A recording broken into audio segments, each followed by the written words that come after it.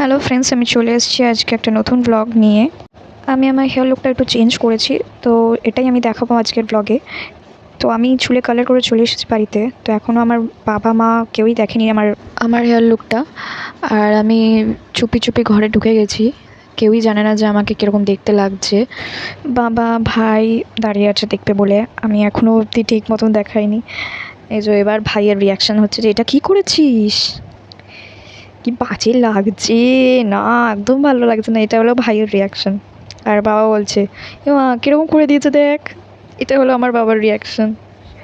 এরকম কেউ করে? অ্যাকচুয়ালি এটা যেটা আমি করেছি সেটা হলো ফাইনাল লুক ছিল না, ওটা হলো ফার্স্ট স্টেপ ছিল।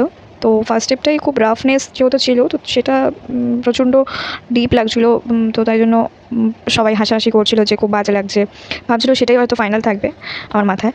তো তারপর যখন আমার ফাইনাল লুকটা দেখেছে তখন ভাই হাত দিয়ে দেখলো। এবার আমার মা আসার পালা। ব্যাস, আমার মা এসে গেছে। আমার মায়ের কাছে তো আমাকে ভালো লাগছে, মা বললো যে ভালোই তো লাগছে, এবার আমি করবো এরকমই।